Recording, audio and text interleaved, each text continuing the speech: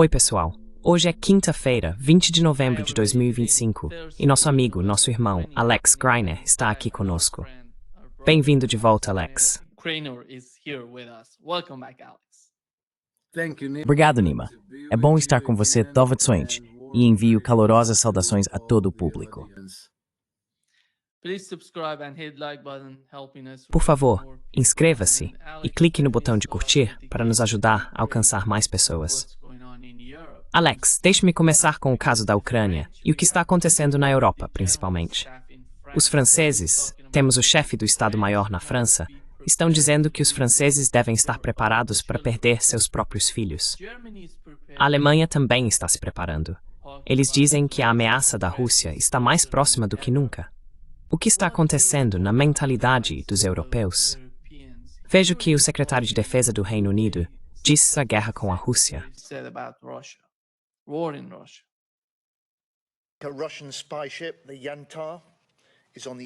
Um navio espião russo, o Yantar, está na borda das águas do Reino Unido, ao norte da Escócia, tendo entrado nas águas mais amplas do país nas últimas semanas.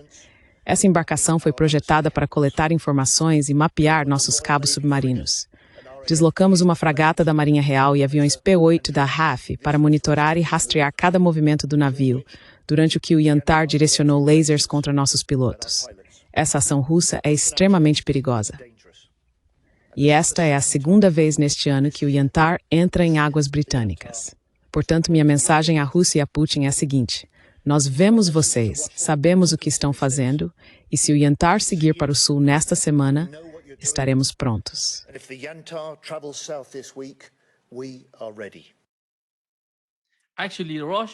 Na verdade, a Rússia vem observando vocês há mais de 4 anos, atacando-a na Ucrânia. O que está acontecendo na Europa, Lex, considerando a situação na Ucrânia?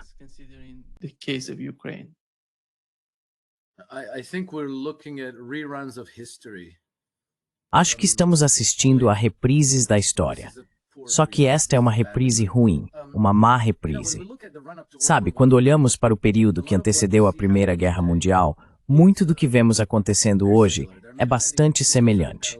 Há muitos paralelos inquietantes. Uma das grandes diferenças é que ao analisar como a Primeira Guerra Mundial foi orquestrada, porque foi algo deliberadamente planejado, fica-se com a impressão de que as pessoas envolvidas nisso, principalmente em Londres, mas também em Paris e Petersburgo, eram extremamente inteligentes. Elas executaram um planejamento e uma conspiração em nível de genialidade, com intrigas que aproximaram todo o sistema, cada vez mais, de um surto de guerra irreversível.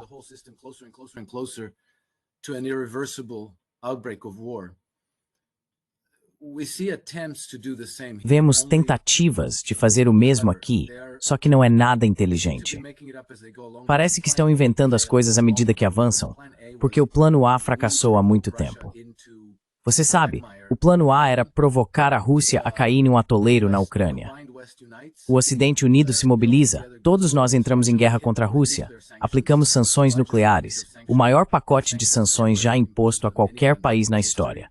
E basicamente quebramos a espinha dorsal da Rússia. Vladimir Putin cai e nós assumimos o controle. Instalamos Alexei Navalny ou alguma nova versão de Boris Yeltsin e então a Rússia é nossa. Depois, preparamos tudo para ir contra a China e o Irã. Esse plano fracassou quase imediatamente.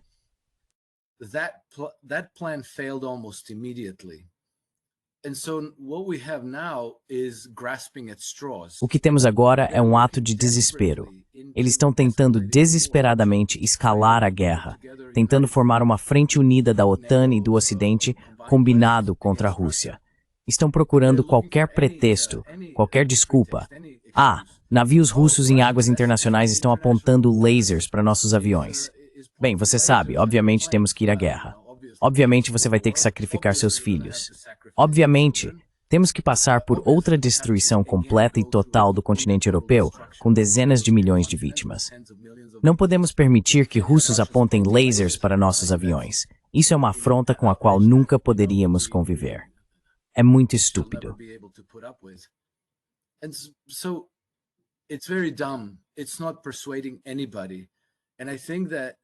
Isso não está convencendo ninguém.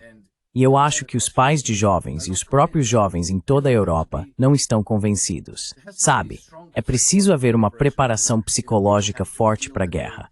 As pessoas precisam sentir que se vão lutar e morrer, se os pais vão correr o risco de sacrificar seus filhos, isso tem que ser por uma causa justa. A guerra na Ucrânia é uma causa esgotada. Vladimir Zelensky está envolvido até o pescoço em um escândalo de corrupção muito feio neste momento. Ele está perdendo apoio popular em casa. Bem, na verdade já perdeu. Seu exército está desmoronando enquanto falamos. As deserções são várias vezes maiores do que no ano passado e no anterior.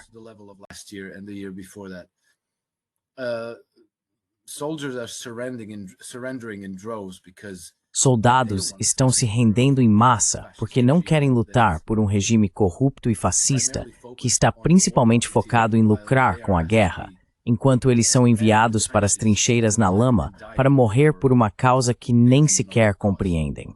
E assim, enquanto as potências ocidentais, estou falando principalmente de Londres, Paris e Berlim, veem seus projetos de estimação ruírem, agora tentam desesperadamente encontrar uma forma de mantê-los de pé, mesmo que isso custe o sacrifício de suas próprias populações. Jovens britânicos, jovens franceses, jovens alemães, jovens poloneses, quem quer que consigam de alguma forma manipular para perpetuar a luta.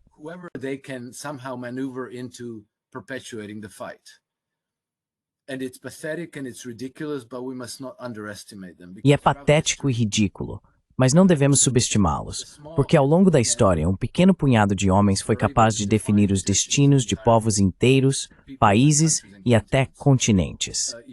Sabe, na véspera da Primeira Guerra Mundial, em 1914, os movimentos pacifistas explodiram por toda a Europa, especialmente nos países que estavam caminhando para a guerra: Alemanha, França, Grã-Bretanha e também Rússia. As pessoas sentiam que a guerra se aproximava e apoiavam candidatos contrários à guerra. Mas então esses candidatos foram comprometidos, privados de direitos ou até mesmo removidos por meio de assassinatos para eliminar todos os obstáculos à guerra. E eles podem fazer isso agora. Sabe, vimos isso na Alemanha. O AfD é uma facção contrária à guerra que está ganhando poder rapidamente.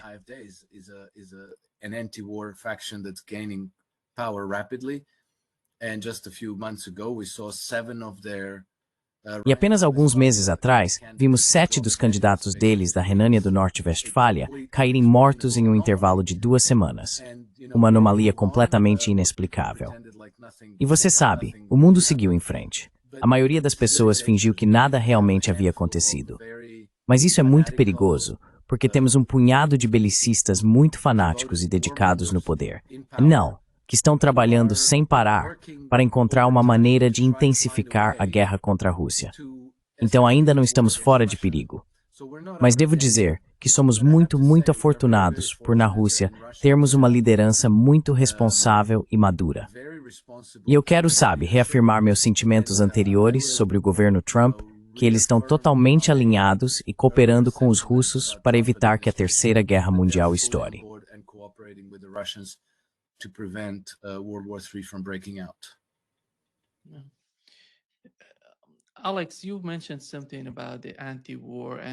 Alex, você mencionou algo sobre o movimento anti-guerra no Ocidente. O resultado do que aconteceu na Ucrânia e no Oriente Médio está, de alguma forma, criando um terreno comum. Não se trata de progressistas, não se trata da esquerda. Trata-se de pessoas de todos os lados. Pessoas da direita, até mesmo da chamada extrema-direita, têm agora pontos em comum com aquelas da esquerda. Você acha que esse movimento vai se fortalecer com o passar do tempo?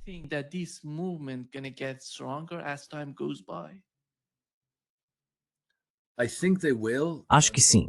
O que eu não sei é se eles vão conseguir afirmar sua influência decisiva sobre as políticas. Mas tendo a ser cautelosamente otimista. Você e eu já discutimos isso muitas vezes. O governo Trump, apesar de toda a insanidade caótica de sua retórica, suas manobras, e você sabe, as distrações, desvios e tudo que vemos vindo de lá, as evidências que vejo sugerem fortemente que eles estão trabalhando sinceramente pela paz. Há muitos motivos para contestar isso, se estivermos falando sobre Ucrânia, Israel, Irã, Iêmen, Venezuela, lugares assim, porque Trump quase que deliberadamente cria esse tipo de preparação robusta para a guerra, ao mesmo tempo em que negocia com seus homólogos. At the same time as he's negotiating with his counterparts, and then later you realize it doesn't seem that E então, mais tarde, você percebe que não parece que ele jamais teve a intenção de ir à guerra. Mas há um lugar que não está no radar de ninguém, que não é um nome conhecido, onde Trump não recebe nenhum crédito. E esse lugar é a Bósnia e Herzegovina.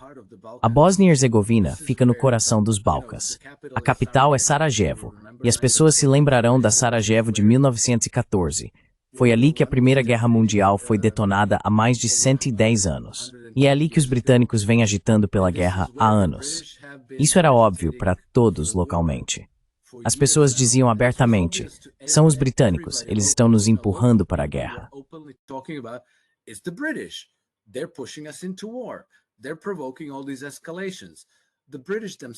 Eles estão provocando todas essas escaladas. Os próprios britânicos, seus think tanks como o RUSI, o Royal United Services Institute, estavam escrevendo abertamente sobre os Balcãs serem a segunda frente na guerra do Ocidente contra a Rússia. E por quê? Porque os Balcãs são um barril de pólvora. Você sabe, há muitos povos diferentes ali. A própria Bósnia e Herzegovina é como uma mistura de croatas, que são católicos, bósnios, que são muçulmanos, e sérvios, que são cristãos ortodoxos orientais. Então é relativamente fácil colocar esses três povos uns contra os outros por meio de provocações. E isso estava sendo feito. Nós vimos nos últimos 2 ou 3 anos as provocações apenas aumentarem.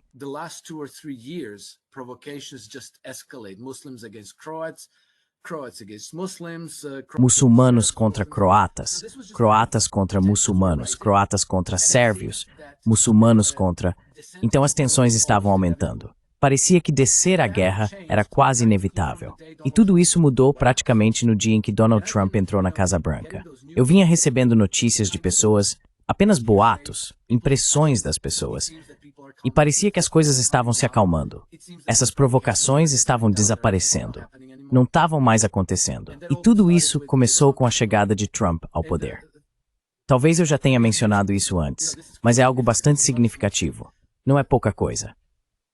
No final de outubro, cerca de 3 semanas atrás, encontrei um dos ministros do governo sérvio na Bósnia. Perguntei a ele diretamente, cara a cara. Você sabe, um testemunho em primeira mão.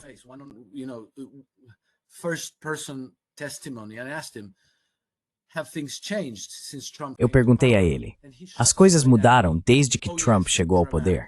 E ele respondeu imediatamente, ah, sim, dramaticamente. A situação é como da noite para o dia. Tudo está melhor. Ele até mencionou algo sobre uma concessão de lítio que estavam negociando com os britânicos. Disse que os britânicos eram muito rígidos, muito agressivos, inflexíveis em suas exigências. Agora estamos lidando com os americanos, ele disse, e eles são muito mais razoáveis, muito mais conciliadores. O que isso nos mostra, Nima? Mostra que entendem que está ciente do problema.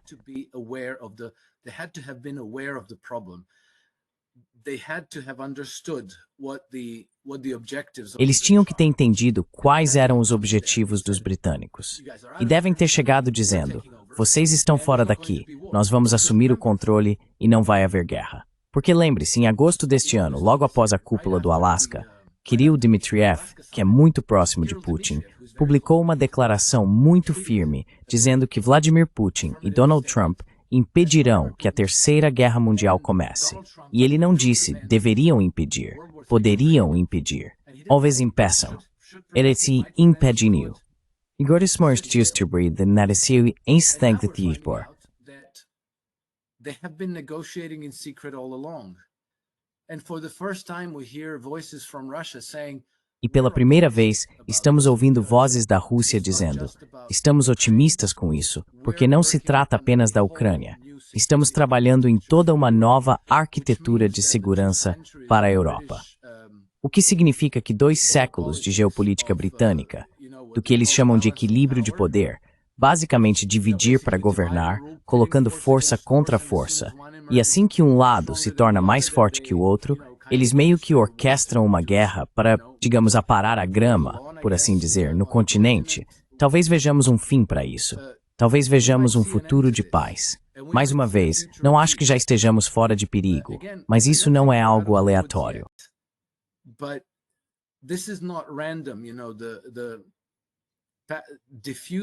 Sabe, a redução das tensões na Bósnia foi feita de forma deliberada e com pleno conhecimento da situação. E não foi feita por pontos políticos, porque veja bem, quando falamos de Israel, é mais difícil de analisar. Há um forte lobby israelense nos Estados Unidos e há os evangélicos cristãos. Então, tudo é muito político. Qualquer coisa que se faça, você está agradando algum grupo interno. A situação na Ucrânia também é muito delicada, porque envolve todos os aliados tradicionais dos Estados Unidos. Então, tudo que eles fazem precisa novamente, sabe, desviar, apaziguar ou enganar alguma parte da equação. Na Bósnia não era esse o caso.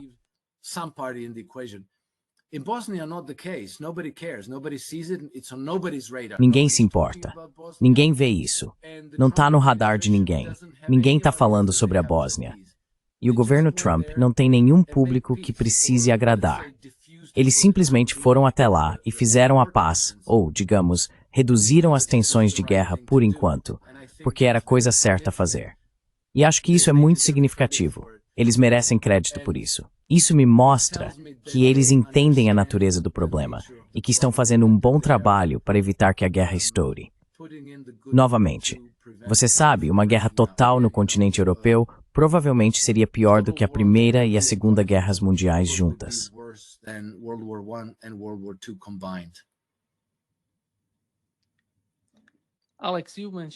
Alex, você mencionou o governo Trump. Não sei bem como dizer isso, mas sinto que se Marco Rubio tivesse sido vice-presidente, talvez tivessem assassinado Donald Trump.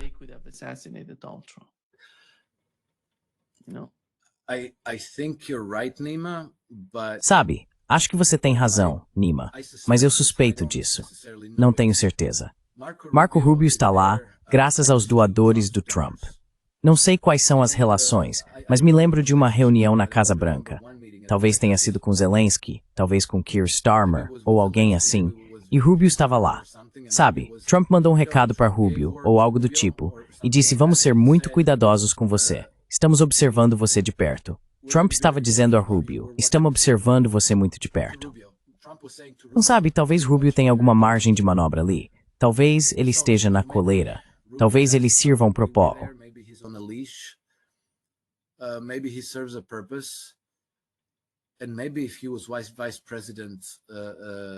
E talvez, se ele fosse vice-presidente, se ele fosse o vice-presidente, então talvez você tenha razão.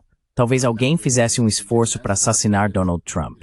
Mas agora, com J.D. Vance como vice-presidente, seria preciso assassinar os dois. Não sei. Mas sim, com certeza há uma espécie de guerra civil rastejando nos Estados Unidos e dentro da administração.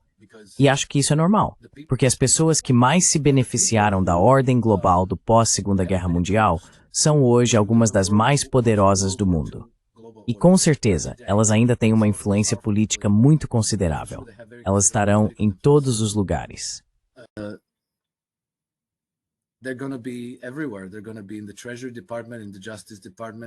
Eles estarão no Departamento do Tesouro, no Departamento de Justiça, no FBI, no Pentágono, em Wall Street e assim por diante, no complexo militar e industrial. Portanto, este não é um inimigo simples de enfrentar. E com certeza, eles estão próximos da Casa Branca. Marco Rubio provavelmente é um deles. É possível que não seja, que esteja fingindo ser um deles, como um policial disfarçado. Mas duvido disso.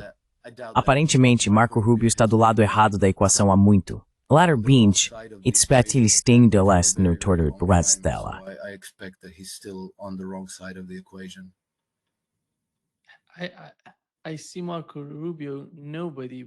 Eu vejo Marco Rubio como um ninguém, sem o apoio que ele está recebendo do lobby. Quem é o Marco Rubio, Alex? Eles tentaram com tanta força fazer do Marco Rubio o vice-presidente dos Estados Unidos. E sabe quem foi contra isso? Tucker Carlson e pessoas como ele. Eles disseram não, Marco Rubio não pode ser o vice-presidente dos Estados Unidos. Isso colocaria Donald Trump em uma posição muito perigosa. Veja o X. Veja o que está acontecendo lá. Veja o modo como os sionistas estão se comportando.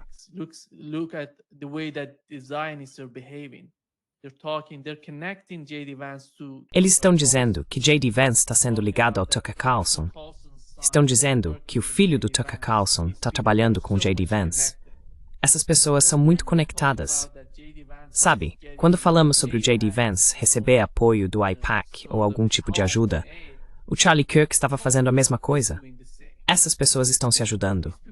Mas, no fim das contas, na minha opinião, eles são independentes. Eles têm sua própria forma de pensar. E quando chega o momento em que precisam decidir, eles têm medo desse momento, aliás. Yes. Yeah. And it seems to me that Sim, Parece-me que eles estão em desvantagem. Parece que as paredes estão meio que se fechando ao redor deles. Não sei qual é o papel dos arquivos de Epstein em tudo isso, mas sempre suspeitei que esses arquivos provavelmente estão sendo usados como arma contra os inimigos políticos do governo. Isso tem acontecido ultimamente desde que Trump se recusou a torná-los públicos. Eles têm sido usados contra ele, no sentido de que insinuações sobre seu envolvimento com Jeffrey Epstein têm aparecido por toda parte nas redes sociais. Quase virou uma espécie de indústria caseira, espalhar fotos de Trump com Epstein ou de Trump com alguma mulher ou garota jovem. Mas não acho que isso seja verdade. I don't think that's true. I mean, Quer dizer, o DNC tentou destruir o Trump por 8 anos, e eles tentaram absolutamente de tudo. Eles tinham os arquivos de Epstein sob sua custódia. Se tivessem encontrado algo que pudessem usar contra ele, não vejo por que não teriam usado isso para destruí-lo. Quero dizer, ser acusado de trabalhar com um traficante de crianças conhecido e estar comprometido dessa forma teria sido tão fácil destruir Donald Trump. E também tem o Julian Assange, do Wikileaks, que disse que não há nada que incrimine Trump nos arquivos do Wikileaks ou de Epstein. E o Julian Assange é muito confiável. Não acho que ele tenha feito uma declaração errada com base no que ele tem. Então duvido muito que haja algo ali. So I very much doubt that there's something there, but something's obviously happening. Mas você sabe, algo está obviamente acontecendo sob a superfície, nos bastidores. Algo que eu acho é tectônico. E eu acho que todos os globalistas dentro do governo estão na defensiva, enquanto os soberanistas, Trump, Vance, não sei mais quem, Whitco, estão na ofensiva. A coisa que tem me deixado bastante confuso nas últimas semanas é a questão da Venezuela e a questão da base aérea de Bagram, porque foi a primeira vez que pensei que talvez eu tivesse errado. Talvez Trump seja uma oposição controlada. Mas não ouvimos mais nada sobre a base aérea de Bagram. Ele apenas fez algumas declarações depois de seu encontro com o rei Charles na Inglaterra, quando estava em Londres, e depois nada.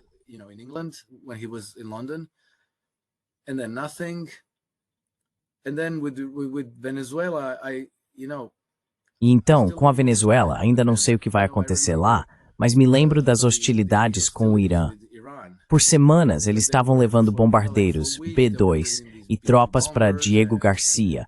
Todos esses recursos fazendo para estavam completamente se preparando para uma grande guerra de mudança de regime contra o Irã. E então nada. Tivemos uma guerra falsa. Algumas pessoas dizem, não foi uma guerra falsa, ele foi a guerra contra o Irã. Não, ele não foi. Uma guerra é a Líbia, uma guerra é a Síria, o Afeganistão, o Iraque. Essas são guerras de verdade. Lembra de Fallujah, de como foi na Síria, de como foi na Líbia. Foram semanas e semanas de centenas de missões, milhares de toneladas de bombas lançadas. Isso foi só um dia, algumas coisas.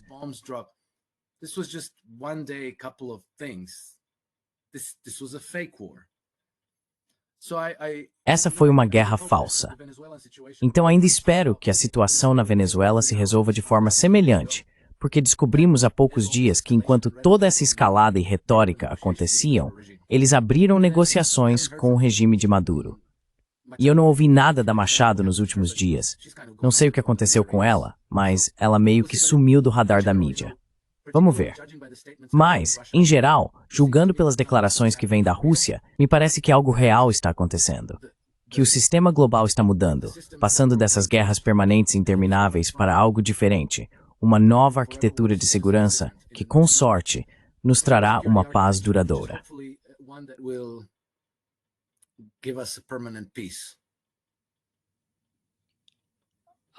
Alex, nessa estrutura que você mencionou, a OCS está muito à frente dos BRICS.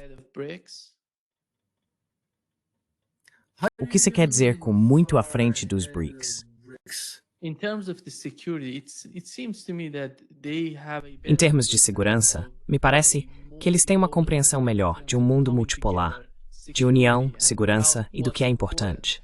Porque nos BRICS há muitas discussões que são muito mais amplas do que o que está acontecendo na OCS.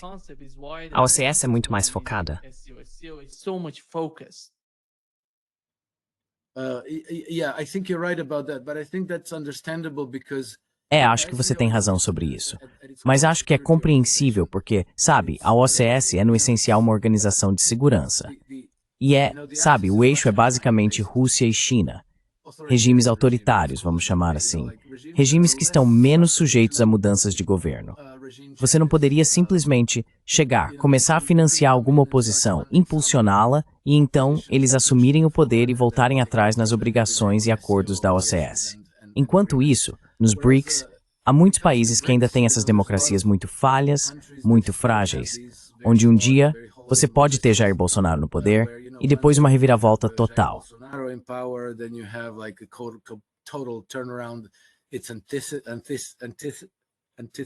É o oposto, sabe? Lula da Silva. E muitos deles têm feito parte desse sistema de comércio mundial centrado no dólar. Muitos desses países têm grandes saldos comerciais nos registros do Federal Reserve Bank em dólares americanos. Então, se eles se afastarem do chamado sistema global, baseado em regras de forma muito abrupta, podem ser sancionados. Seus ativos podem ser congelados e eles correm o risco de acabar como a Venezuela ou Cuba, sancionados, bloqueados, embargados, onde a economia começa a desmoronar e eles se tornam vulneráveis a uma mudança de regime, a um golpe.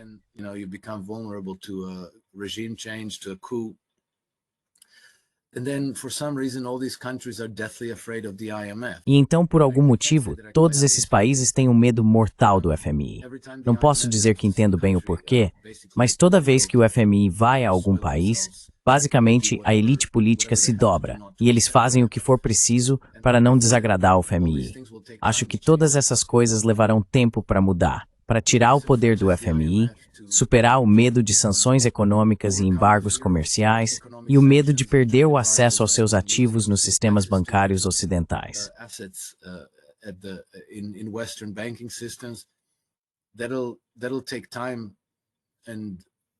Isso vai levar tempo, e é por isso eu acho que o BRICS é muito mais fácil de desunir. É muito mais fácil afastar países do BRICS, como a Argentina, como vimos recentemente quando Milei chegou ao poder, enquanto a OCS, você sabe, tem seu eixo em Moscou-Pequim. É uma organização de segurança e está completamente no continente euroasiático, não está espalhada pelo mundo todo. E não tem vulnerabilidades em relação ao FMI. Eles não se importam com fundos do Federal Reserve, dólares americanos ou sanções comerciais.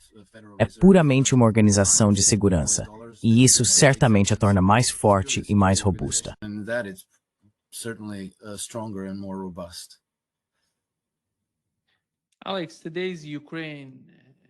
Alex, a Ucrânia de hoje, na minha opinião, é um campo de testes para o complexo militar industrial.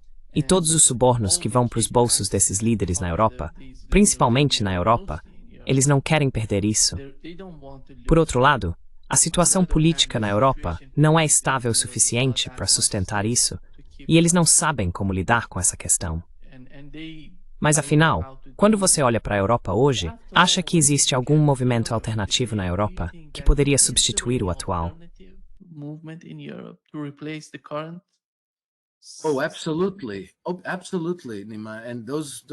Com certeza, Nima.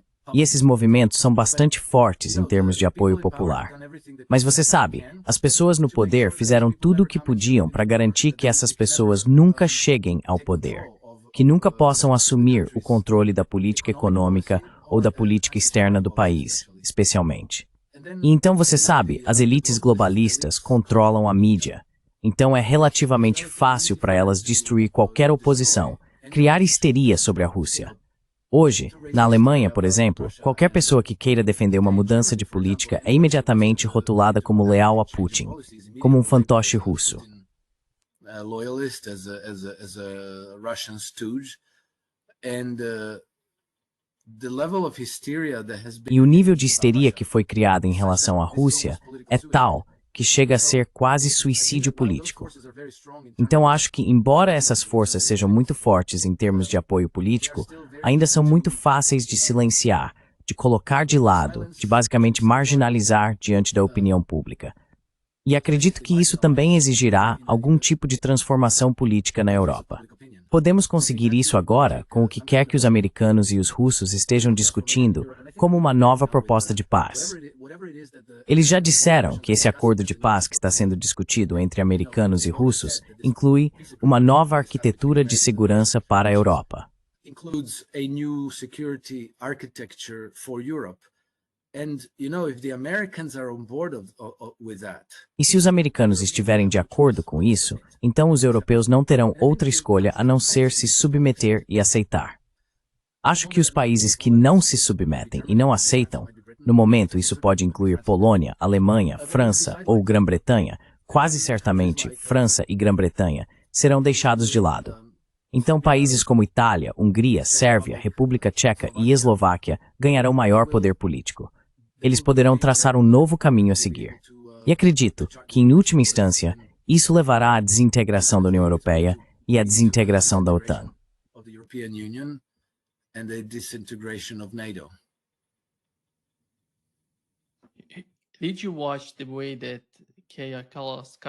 Você viu como a Kaja Kallas estava respondendo? Não sei se você leu o artigo que ela escreveu. Talvez tenha sido no Wall Street Journal ou no Washington Post, não lembro qual. Mas ela estava falando sobre como o poder está totalmente concentrado nas mãos da Ursula von der Leyen. Essas são as duas principais figuras da Europa, e elas estão em conflito uma com a outra. Se os Estados Unidos decidissem amanhã deixar a Europa, quem iria reunir todas essas pessoas? Isso seria sequer possível? Ou eles simplesmente iriam se desintegrar com a separação acontecendo dentro da União Europeia?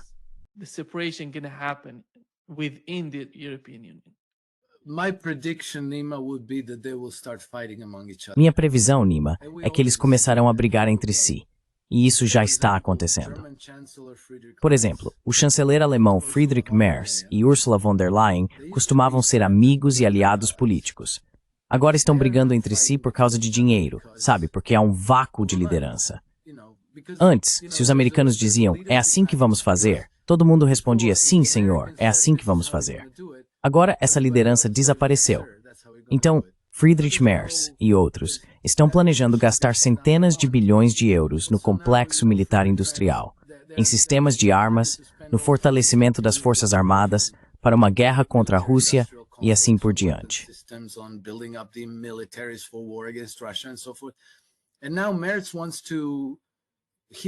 E agora Merz quer gastar esses centenas de bilhões de euros. Ele quer ter controle sobre os orçamentos. Ursula von der Leyen está dizendo, não, isso deve ser da UE. Eu é que devo ser responsável por gastar todos esses bilhões. Além disso, ela diz que gostou muito de como isso funcionou para ela durante a pandemia, ao comprar vacinas da Pfizer. Foi muito legal. Então agora ela quer fazer o mesmo com os orçamentos militares. Agora eles estão brigando, se odeiam, e estão fazendo declarações um contra o outro. Acho que isso é apenas um prenúncio do que está por vir.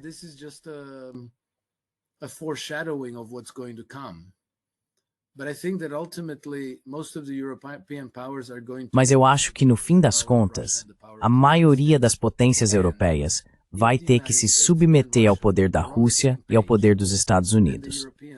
E se os Estados Unidos e a Rússia estiverem alinhados, então os europeus não terão escolha. Eles simplesmente terão que se adequar. Acho que isso vai acontecer por meio de uma transformação democrática. Sabe, Emmanuel Macron na França vai cair, alguém vai ocupar o lugar dele. Friedrich Merz vai cair na Alemanha. Eu não sei sobre o Reino Unido. Sabe, aquilo é um pântano. Não sei como o Reino Unido vai conseguir se transformar. Sem se ir para a Grã-Bretanha. Sim, mas pelo menos você sabe, no continente europeu, talvez todas as armadilhas de guerra sejam desativadas, como na Bósnia e Herzegovina. Eu realmente espero que isso aconteça, e que vejamos um futuro bem diferente surgir. E então você sabe, veremos o que acontece com a Grã-Bretanha, mas talvez ela acabe sofrendo pressão internacional para se reformar, porque você sabe, há muitos países que têm ressentimentos contra o Reino Unido há séculos.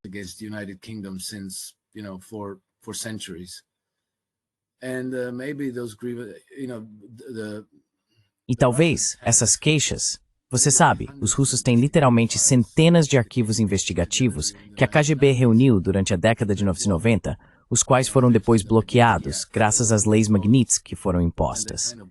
Isso meio que bloqueou o funcionamento do direito internacional e da cooperação judicial entre as nações. Acho que isso talvez precise ser forçado a se abrir.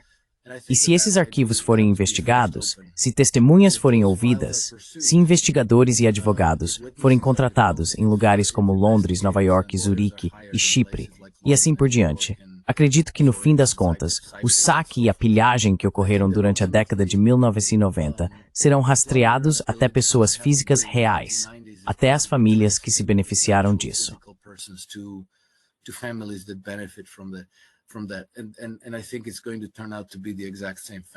E eu acho que vai acabar sendo exatamente as mesmas famílias que estavam, você sabe, por trás da guerra na Ucrânia e das duas primeiras guerras mundiais. E agora estamos até vendo algumas declarações bem, na verdade foi Kirill Dmitriev novamente outro dia, dizendo que a Grã-Bretanha é agora a principal instigadora da guerra, as mesmas que estavam por trás da Primeira e da Segunda Guerra Mundial. Então acho que tudo isso está começando a vir à tona aos poucos. E, se lermos a história com atenção, os Estados Unidos também são um desses países que tem uma grande queixa contra o Reino Unido.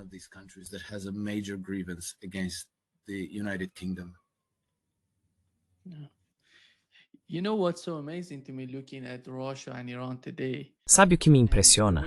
Olhar para a Rússia e o Irã hoje, e a forma como o establishment do Reino Unido os enxerga. Eles odeiam ambos. Odiaram o Irã e a Rússia, e também o povo. O que me impressiona é que as pessoas nesses países entendem perfeitamente que a linha de frente não é os Estados Unidos. A linha de frente é o governo britânico. É uma longa história, mas eles comandam o jogo sem estar na linha de frente, sim. E como você vê o governo Trump? Ou os governos que vierem depois, entendendo o que está acontecendo? Porque agora, olhando para o modo como o Reino Unido está se aproximando da China, vai ser a mesma coisa. Mas será que os Estados Unidos conseguem lidar diretamente com esse tipo de conflito com a China, como estão fazendo agora com o Irã e a Rússia? Duvido muito. Duvido mesmo que os Estados Unidos sigam nessa direção para confrontar a China.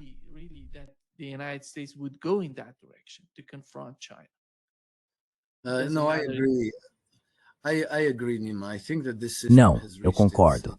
Concordo, Nima. Acho que esse sistema chegou ao fim da sua validade. Estamos assistindo à agonia final desse sistema. Claro que, infelizmente, eles não hesitarão em causar qualquer nível de dano ao mundo inteiro para se salvarem. Mas acredito que a conscientização sobre o que estamos enfrentando está crescendo em todos os lugares do mundo. Não é só na Rússia e na China. Obviamente, há uma facção da classe política nos Estados Unidos que está ciente do problema e de quem é o culpado. Acho que a mesma conscientização existe na Europa, até mesmo em alguns círculos relativamente poderosos. Eles só não têm as mãos nas alavancas do poder dentro do sistema.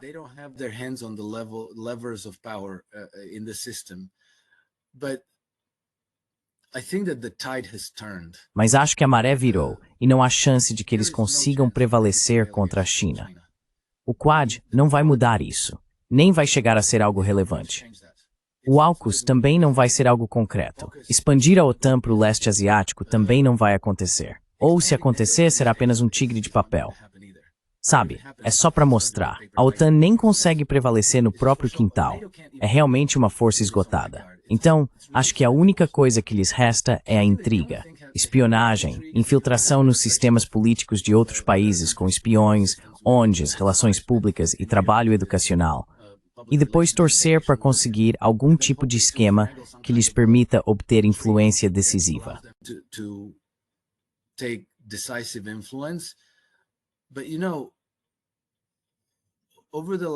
Mas veja, nos últimos 70 ou 80 anos, bem, desde a Segunda Guerra Mundial, toda essa equação exigia que os Estados Unidos fossem o parceiro que sempre carrega a ameaça da força bruta. Então, se todas essas intrigas políticas, diplomacia secreta e espionagem não produzem resultados, os grupos de ataque de porta-aviões chegam e começam a bombardear o lugar. Bem, se não houver força bruta, acho que essa equação não funciona mais. Acho que todo esse poder imperial está morrendo lentamente, talvez até morrendo rápido agora. Porque acredito que a retirada dos Estados Unidos do Afeganistão em 2021, e escrevi sobre isso na época, foi provavelmente o golpe mortal no Império. Acho que a derrota na Ucrânia provavelmente vai significar o fim.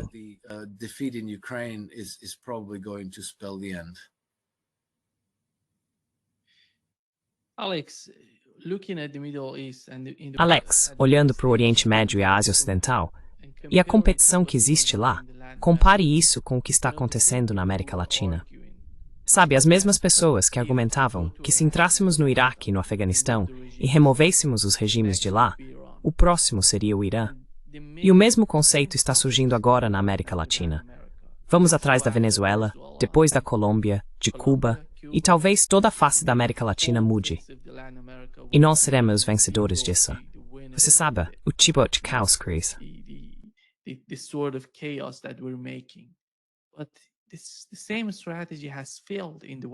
Mas a mesma estratégia fracassou na Ásia Ocidental. Como essas pessoas podem imaginar que teria um resultado diferente?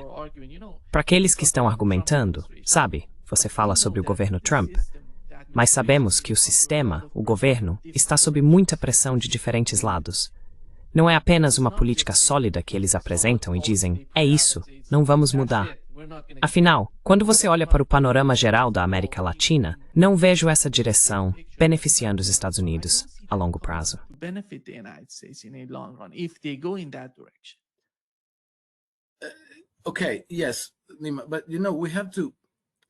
Ok, sim. Mas veja, precisamos ter cuidado para não cair na armadilha de enxergar os Estados Unidos como se fossem um monólito. Sabe dizer, isso beneficia os Estados Unidos ou não? Tomar a Venezuela certamente beneficiaria Wall Street e o cartel bancário global, com certeza. E eles são sempre a força motriz por trás das guerras. Isso não beneficiaria os Estados Unidos mais do que ter hegemonia no Oriente Médio, no Extremo Oriente, na Europa, ou em outros lugares da África e da América do Sul, beneficiou os Estados Unidos na ordem global do pós-Segunda Guerra Mundial. Eles já foram hegemon na maioria dos lugares do mundo.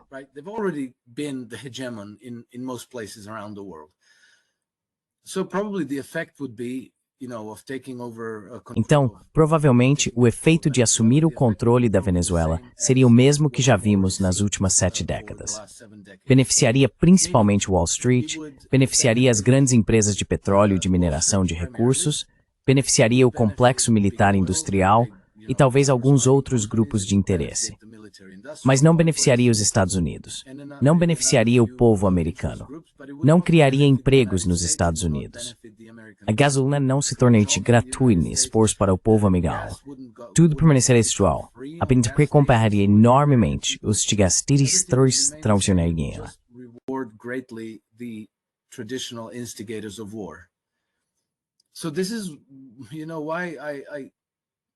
Então é por isso que eu vejo o que está acontecendo na Venezuela e é convincente. Mas eu já mencionei que Trump, durante o período de campanha em 2023-2024, foi categórico ao dizer que pretende atacar e tirar o poder das elites financeiras globais. Isso é uma coisa muito aleatória de se dizer. Não é o tipo usual de discurso de campanha, porque você poderia fazer campanha a favor ou contra o aborto, oração nas escolas, imigração, questões antidemocráticas, contra o DNC. As pessoas estavam cansadas de Biden, dos Clintons, do DNC e do Obama. Ninguém estava te perguntando sobre as elites bancárias.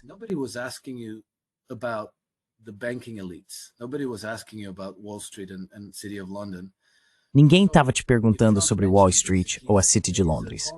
Então, se o Trump menciona isso, se ele está pedindo o fim da dominação deles, isso me diz que ele e as pessoas ao seu redor pensaram bem no assunto que entendem o problema e pretendem enfrentá-lo. Se ele fosse mudar o regime da Venezuela, estaria usando o dinheiro dos contribuintes americanos e arriscando a vida de fuzileiros navais, pilotos e militares dos Estados Unidos. Isso seria um enorme risco político, porque poderia dar errado. Eles acabaram de levar uma surra do Talibã no Afeganistão há alguns anos, não é? Então, sempre há o risco de tudo dar errado.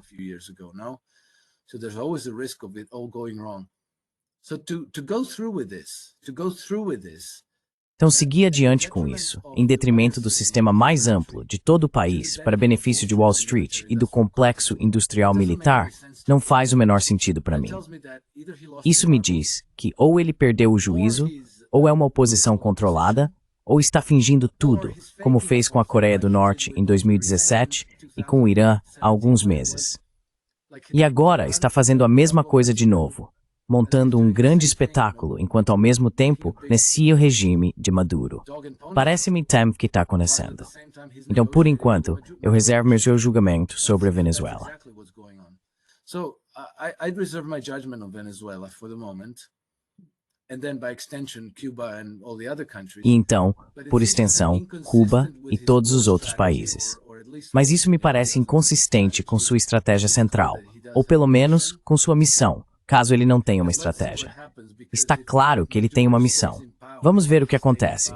Porque se Maduro continuar no poder, como fez depois de 2019, quando todo esse teatro sobre a Venezuela começou sob Trump, então poderemos dizer que isso foi tão falso quanto a guerra contra o Irã. Ainda assim, estou otimista de que Trump fala sério, que ele não perdeu o juízo, que não é uma oposição controlada e que está apenas agindo dessa forma porque provavelmente precisa.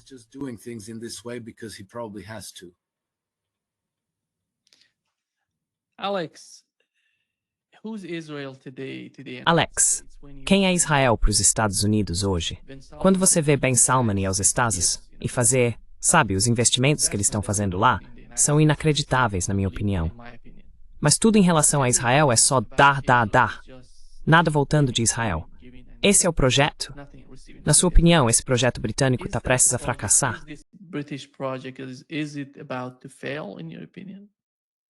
I believe so. I think there's no question about it. Sim, acredito que sim. Acho que não há dúvida quanto a isso. Venho dizendo isso há anos, que se eu fosse sionista não confiaria muito no Trump. E acho que isso está se tornando bastante evidente. Eles obviamente não podem tratar Israel de forma abertamente adversária, por causa da classe de doadores dos judeus sionistas, dos evangélicos cristãos, que são todos partes muito poderosas e extremamente apaixonadas do espectro político americano. Mas, isso é o que está acontecendo. Percebe que a oposição cada vez pior. Trump não está recebendo ordens de Netanyahu. É o contrário. Trump isn't taking orders from Netanyahu, it's the other way around. Eu acho que é meio significativo que quando Trump fez as pazes com os iemenitas, isso foi outra coisa que passou despercebida e não foi comentada. O acordo basicamente dizia, ok, não ataquem mais nossos navios na região, por favor, muito obrigado, mas nenhuma palavra sobre não atacar Israel. Isso seria uma omissão muito significativa para qualquer administração americana. E então, sabe, os gestos simbólicos, J.D. Vance indo a Israel, e não ao Muro das Lamentações, mas à Igreja do Santo Sepulcro. Trump, fazendo um discurso no Knesset, em que ele realmente constrange Netanyahu e Herzog, e aquela, como é mesmo o nome dela, a doadora, a senhora. The donor, the lady, I can't... Sim, Adelson. Miriam Adelson. É tudo muito estranho, sabe? Muito incomum e muito diferente do tipo de política conciliatória que nos acostumamos. E, infelizmente, como eles não estão deixando isso claro para nós, é preciso usar a imaginação. Mas se o objetivo, como no caso da Ucrânia, é mudar completamente a arquitetura de segurança da região, então acho que Israel ou terá de desaparecer ou passar por uma grande, digamos, transição democrática. E nesse sentido, não acho que a solução de 2 estados seja mais realista. Acho que terá de ser uma solução de um único estado. E quem sabe, talvez nem se chame mais Israel, talvez se chame Palestina, e talvez judeus, cristãos e muçulmanos vivam em paz pela primeira vez.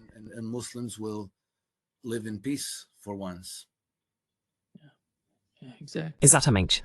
Muito obrigado, Alex Greiner, por conosco hoje. Foi um grande prazer.